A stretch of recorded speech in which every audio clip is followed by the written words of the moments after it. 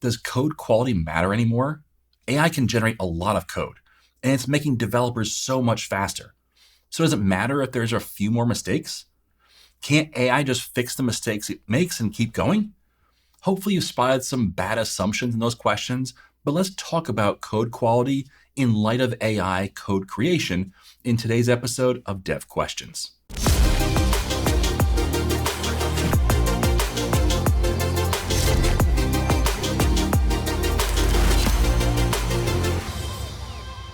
Software development is more than just writing code.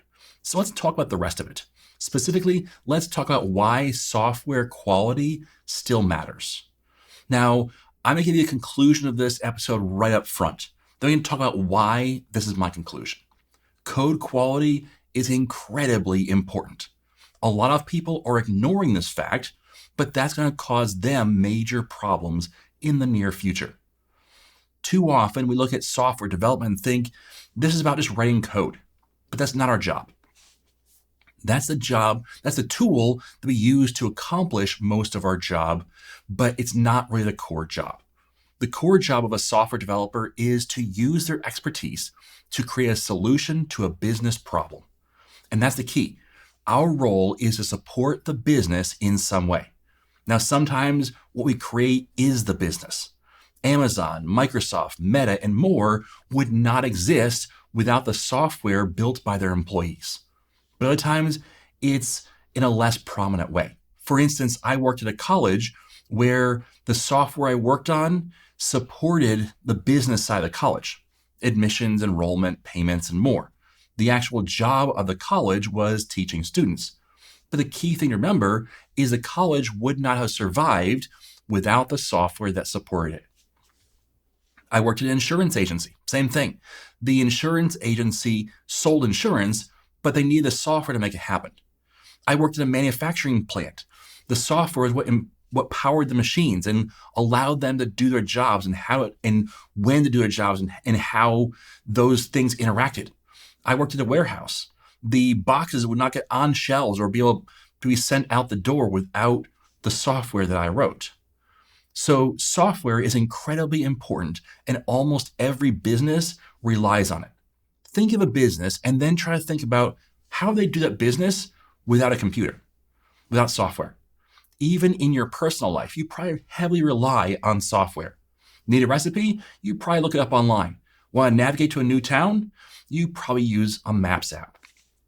I traveled recently for a conference and I booked my tickets online.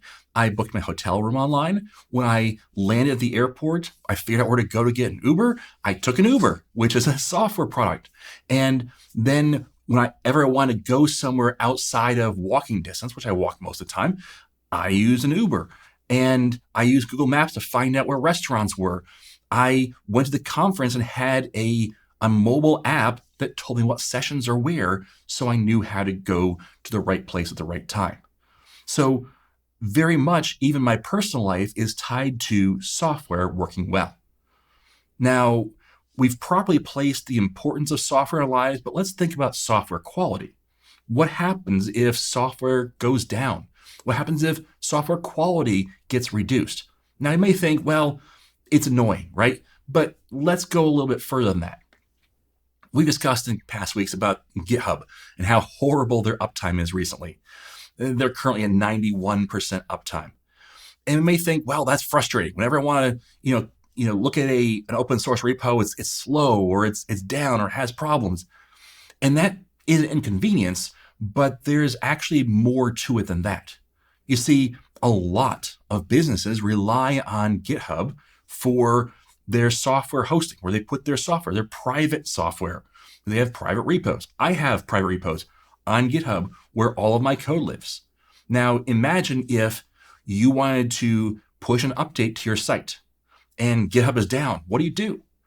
You don't push that update. Well, some of those updates are, hey, we're starting a sale now, or we're turning the sale off now. And that can cause real dollars for those companies. That can cause real problems. Imagine if you got a bug that's crashing your website. Maybe your own code quality is a problem, but you need to get a fix out there, and you got the fix, but the GitHub Actions server is down. Well, what do? Because you need to get that fix out to your customers, and you built everything around GitHub Actions just working. And we've assumed that all these things will just work and just be there. But when they're not, they can cost real money to our employers. They can cause real disruptions in our workflows. Think of Google, number two. You rely on Google search probably.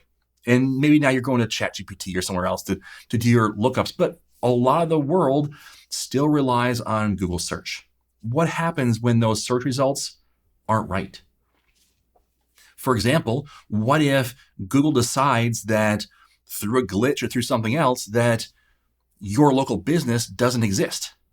Well, if people looking for florist in my area and you're a florist, but you're not on Google, it's somehow skipped over you, you're not going to get most of that business. In fact, you don't get any of that business from Google, which means a lot of people won't discover you online. Now, yes, they can discover you by driving past your place of business, but unless you're on their route, they might not ever know you even exist. That would be a big deal. And a small little glitch like dropping just one business off of Google's list of thousands of businesses in your area could cost a small business their entire business or a significant portion of their business.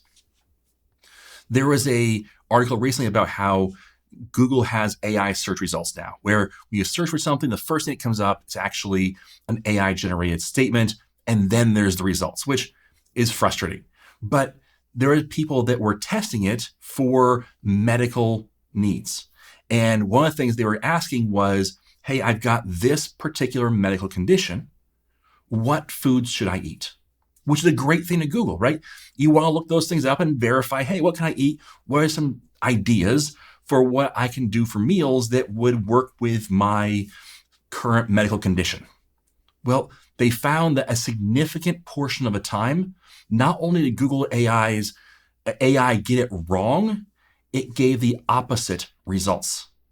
Results that they should absolutely not do.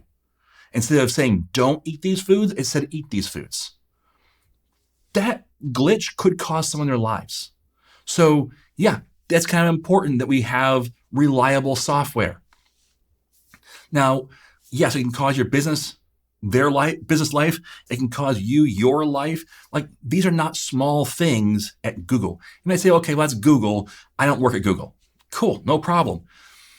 What if your bank starts having reliability problems? Is that a good thing? Like, is code quality, does it matter at your bank? Because if you say, hey, I want to transfer $100 from my savings account over my checking account, and your bank says, cool, no problem, gotcha. And it takes $100 out of your savings account and then glitches and doesn't put anything into your checking account. Is that a problem? Like, yeah, that'd be a big deal, right? And there are things like that that have happened. There was an article recently about how people were looking up online bank statements and finding somebody else's banking information. Would you love it if your banking information was revealed to someone else, some stranger? That wouldn't be that great. And that happened over, I believe, in England. And their response was, refresh your browser? Like, we're working on it. Like, that quality matters. You want to know that your money is safe, that every dollar that you put in, that you've earned, stays in your account and doesn't just go away, doesn't get rounded in a weird way. E-commerce sites. Let's say that you are working for a company that you say, well, there's not really an impact here. It's a small e-commerce site. It's no big deal. Okay, so what happens when the site goes down? Because that's been happening a lot recently with e-commerce systems, because they've been built upon code quality that's not really quality. Forget the quality and the code quality. It's just code. And so if it goes down, well, then your company isn't making any sales. And if your company's not making any sales, guess what? It's not making any money. And those sales don't necessarily magically come back because the site comes back up. If you have, let's say, 13 hours of downtime, those sales might never come back. By the way, that 13 hours isn't random. That's what happened to Amazon recently because of code quality. You think how many millions of dollars they lost because of that? Now, Amazon's a little different because probably people will come back, but you never know. If people are, they're tuned to have results now. And so if they couldn't get it from Amazon, maybe they went to Best Buy, maybe they went to somewhere else and Walmart and bought that thing. So now not only are you losing your customer, that particular sale from that customer, you may lose that customer and they go, ooh, that's kind of easy to go, Walmart. Maybe I'll do it again. And all of a sudden, Walmart gets more sales and you get less sales. All of a sudden, you've not only lost $100, you've lost potentially thousands in the future. But even worse than this, what if your code quality for your e-commerce site isn't that great and you kind of missed a few areas when it comes to security? And all of a sudden, hackers have, your entire database or access to your entire customer list. This has happened over and over and over and over again recently. AI-generated code has a significant number of flaws when it comes to security especially. And people aren't catching it. And some people say, well, it's just a little bit lower quality, but it's okay. Well, that little bit lower quality allowed your entire customer base to be leaked. That's a problem. Now, let's think about payment processors. We talk about Stripe or Braintree, or in my case, FastSpring. Payment processors that take the customer's money and then pay, in this case, me for whatever I'm selling. Well, what if they had a glitch or a problem? And I'll tell you a real story about what happened to me with FastSpring.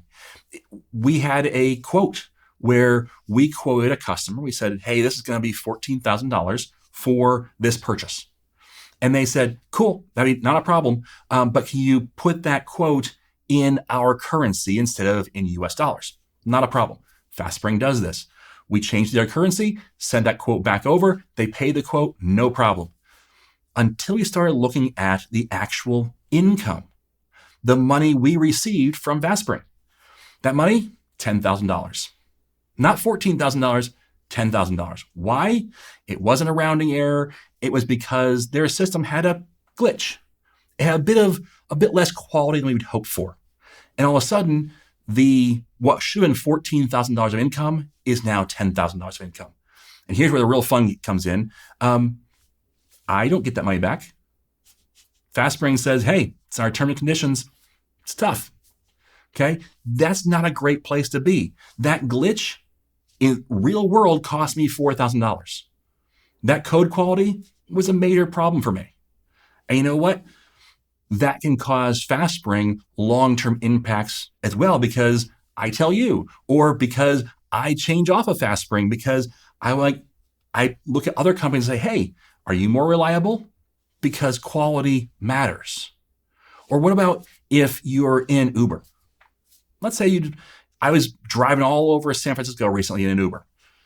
So what if I say, hey, I want to go here, and the software glitches and it sends me to a different address or tells the driver to go to a different address? I don't know the city. I don't know if we're going the right direction necessarily. And I might not pay attention even. I'm working on my phone or doing other things. All of a sudden they drop me off at a place that isn't the right place. What then? Well, now I've got to get a new Uber if they're around.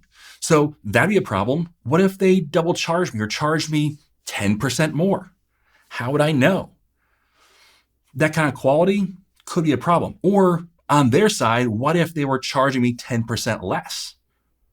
What if they accidentally were charging less than they were needing to charge for things? Well, they just lose money.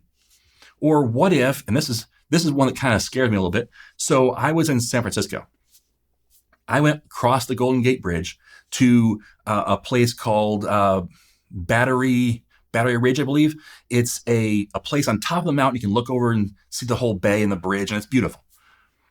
But it's kind of in the middle of nowhere, right? Like, you're not around the rest of the city. You are in the country. You are where my cell phone almost didn't work. Like, for a long part of the drive, my cell phone had no bars. Now, imagine if I got up there and I was looking at the bridge, I was taking pictures, it's all great, and I got to get an Uber back home. and the app crashes. What happens then? I am miles from where I need to be. And yeah, I could technically walk, but it's going to be a long walk. So I need to rely on that being reliable, having quality in my software. Otherwise, guess what happens? I go over to Lyft and I get a Lyft instead. And then since I'm already in there, well, next time I need a ride, I'll probably get a Lyft. And all of a sudden, Uber loses out on a customer. Or imagine, I'm going to go through a lot of these examples, by the way. Imagine you're in customer support and you decide, hey, you know what? We're going to use software to do our customer support. Maybe just use an AI because AIs are awesome, right?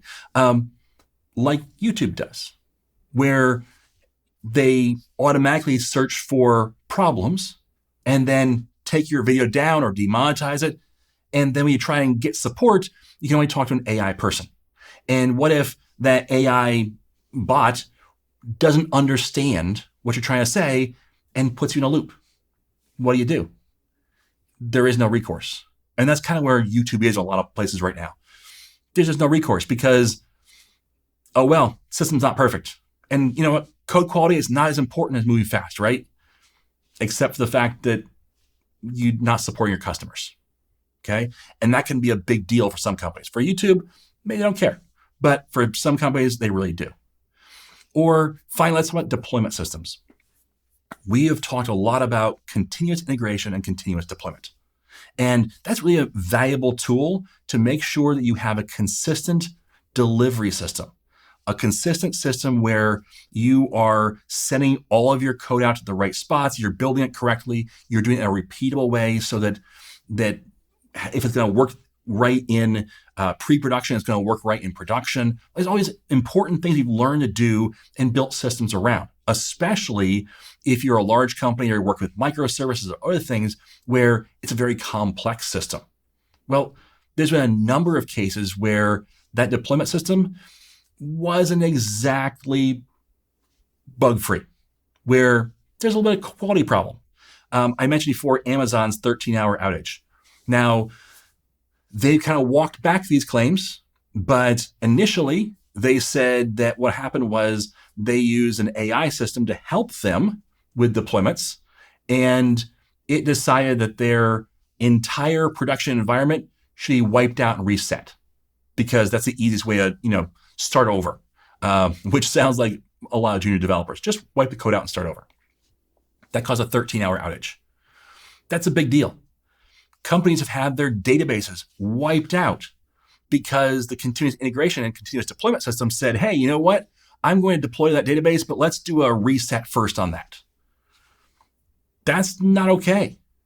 Okay, so quality matters because quality has a massive impact on whether we are chugging along like normal or whether we are losing customers, increasing costs, having massive confusion and massive problems that cause outages and other things. So this is just a few ways that the lack of quality in software can be a major problem. So let's talk about the impacts of the lack of quality. We've kind of covered these, but I want to make sure we call them out specifically. So number one is downtime. Downtime is a major issue. We talked, I believe, last week about the 5 nines of availability and how you need to have good uptime and how that can be the difference between major income or out of business. Well, downtime is a big deal. If a company has, let's just say, 10 employees working on a deployment, and then let's say GitHub Actions goes down for an hour, and those employees are scrambling. What do we do? And they end up having to wait, or they had to try to figure out workarounds to get that software out anyway. And let's say they do it in an hour.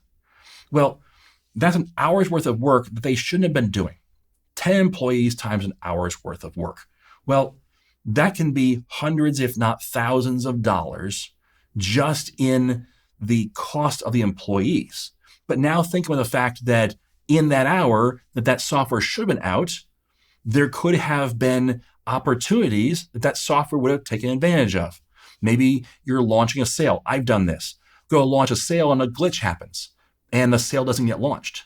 Well, every hour you're not selling your thing means potentially loss of income. I've seen where I launch a sale and then we have a bug or something something happen, and we have to wait and get people in later, and not everyone comes back. So it's not just that we have to wait an hour for our money.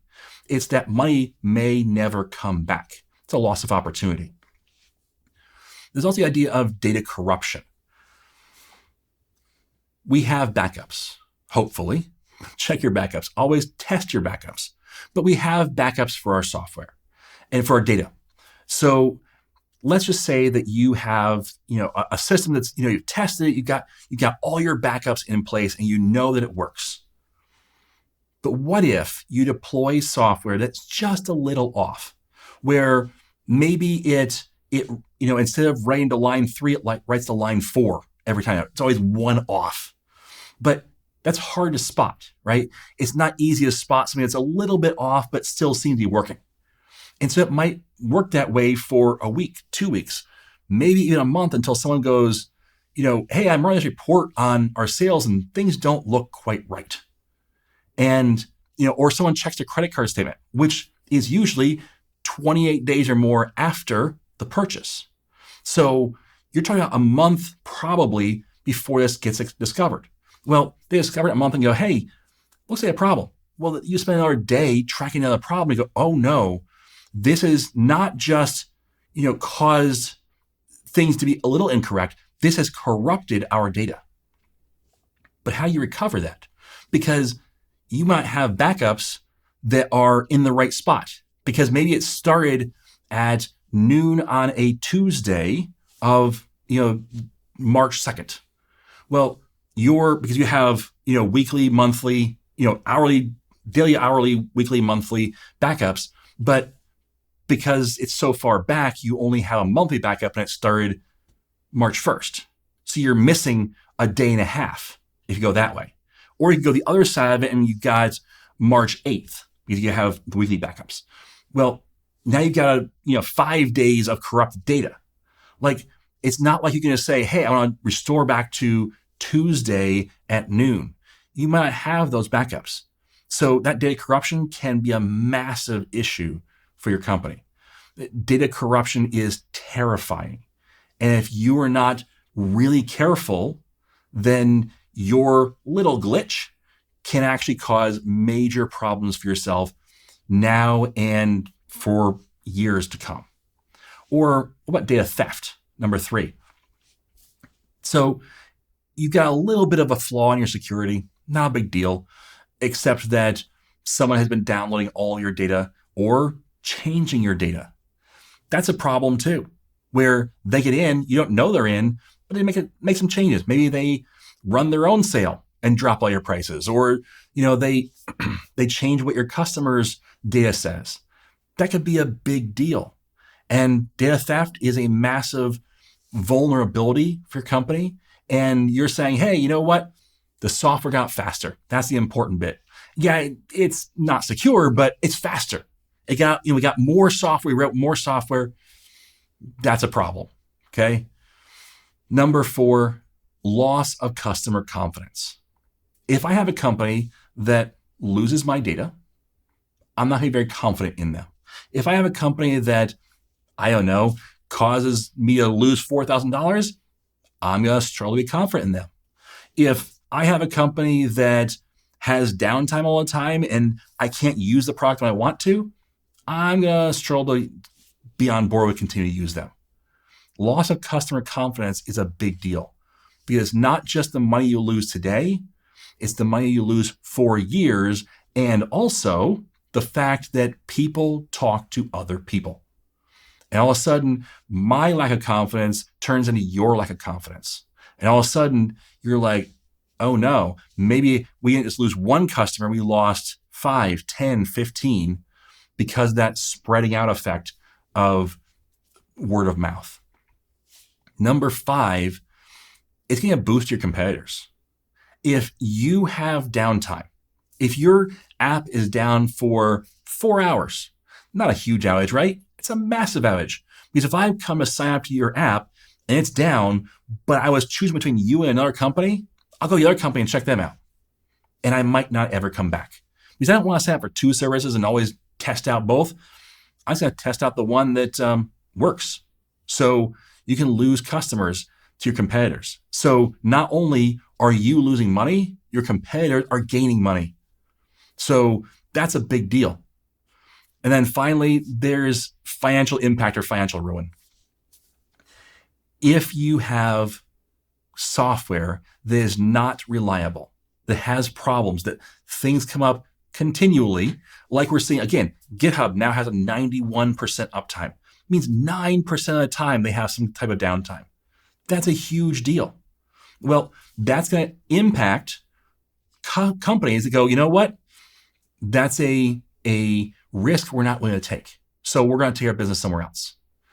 We're not going to go that route because it's a danger to our company. And all of a sudden you start losing contract after contract after contract.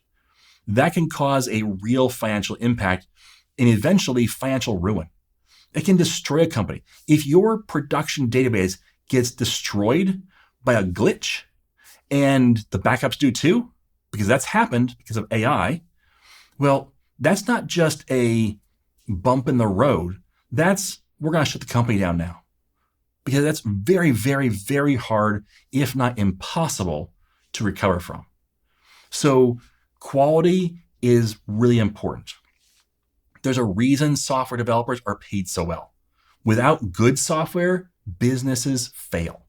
So reducing quality means increasing the risk of business loss or failure. Quality is incredibly important. Speed of development is also important, but only if the resulting software has a high level of quality. Otherwise, it's just pretend progress that eventually will cost the company and its employees. In a time when more and more developers are forgetting about quality, stand apart. Be focused on what matters most. All right, thanks for listening. And as always, I am Tim Corey.